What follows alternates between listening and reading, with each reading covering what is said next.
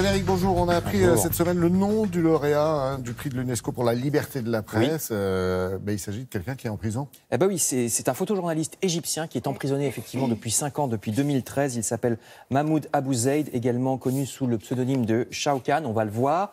Donc l'UNESCO, Organisation mondiale de la culture, lui a remis ce lundi son prix de la liberté de la presse, qui n'a pas plu beaucoup évidemment aux autorités égyptiennes. Il a 31 ans, il est menacé même de la peine de mort parce que les autorités égyptiennes l'accusent de meurtre carrément, ce qu'il nie. Voici les articles du Monde, de TV5, de Libération ou du Figaro qui en parlent. Il est emprisonné parce qu'il a couvert la dispersion d'une manifestation antigouvernementale en 2013, opération de police, où on estime qu'il y a eu plusieurs centaines de personnes qui ont trouvé la mort. Son emprisonnement a été dénoncé par Amnesty International et d'autres organisations qui dénoncent aussi de manière générale la répression menée par le gouvernement du général-président Al-Sisi. Le général Al-Sisi qui a remplacé lui-même un gouvernement islamiste.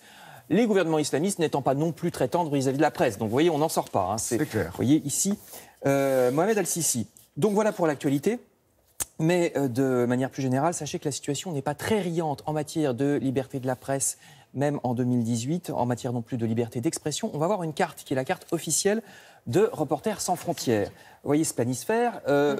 Tout de suite, vous voyez que l'Égypte est en noir, et ce n'est pas la seule, c'est-à-dire parmi les pires pays pour la liberté d'expression. La Libye, le Soudan, la Syrie, évidemment, parce que ce sont des pays en guerre, mais aussi l'Iran, Cuba ou la Chine. En Iran, à Cuba ou en Chine, ainsi qu'en Ouzbékistan, au Turkménistan, au Vietnam et j'en passe, il n'y a absolument aucune liberté d'expression. Journaliste ou citoyen, vous pouvez être mis en prison, voire pire, simplement parce que vous avez dit quelque chose qui a déplu au pouvoir. Vous savez qu'en Chine, Internet est totalement censuré. Vous ne pouvez absolument rien dire qui déplaise au pouvoir de Pékin. Il y a un petit Cuba aussi. Hein. Vous voyez qu'il y a aussi des pays en rouge. Ouais. C'est ceux où la situation est à peine meilleure. La Russie, l'Algérie, la Turquie. Nous, en France, on est en jaune, donc ça va à peu près. Et la Scandinavie, qui est en jaune encore plus clair, c'est l'endroit du monde où la presse et la liberté d'expression se portent le mieux. Alors, le problème, c'est que, selon Reporters sans frontières, la situation globale se dégrade. On constate, je cite, une banalisation des attaques des hommes politiques contre les journalistes avec de la propagande et de la répression, même dans les démocraties. Des pays comme les USA perdent des places, et ce n'est pas qu'à cause de Trump, parce qu'on oublie que sous Barack Obama, déjà, il y avait une chasse aux lanceurs d'alerte, par exemple. En France, vous connaissez les hommes politiques qui sont mis en cause dans des affaires. Plutôt que de reconnaître leur tort, ils disent « Ah, c'est la faute à la presse, c'est une gabale de la presse ». Et puis, il y a aussi le problème de la concentration. Regardez, la concentration, c'est le fait que beaucoup de médias appartiennent à quelques milliardaires.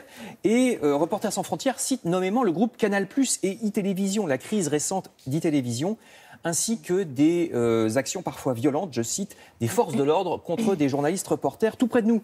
Vous voyez Viktor Orban, le Premier ministre hongrois, alors lui, il fait autrement, il fait fermer les médias indépendants, ou alors il les fait racheter par ses copains. Donc il n'y a plus de voix indépendantes en Hongrie. De même qu'en Pologne, je cite toujours Reporters sans frontières, le parti ultra-conservateur de M. Kaczynski, que voici, a transformé, je cite, les médias nationaux en programme de propagande et les employés qui refusent sont licenciés. Malgré des manifestations comme celles que vous voyez ici, des journalistes ont été menacés de prison pour avoir critiqué le pouvoir. C'est en Europe que ça se passe, hein, bienvenue. Et puis, aux portes de l'Europe, la Turquie du président Erdogan. Les journaux encore libres, qui ne sont pas très nombreux, sont harcelés par le pouvoir. Et même les simples citoyens risquent d'être accusés de terrorisme s'ils osent critiquer le président. La censure d'Internet et des réseaux sociaux atteint son paroxysme. Je cite encore. Le pire, c'est que nous sommes tous un peu responsables, les citoyens, parce que la plupart des gens que je viens de citer ont été élus. Donc ça veut dire que ça ne nous gêne pas beaucoup que ce soit des apprentis dictateurs. Merci Frédéric.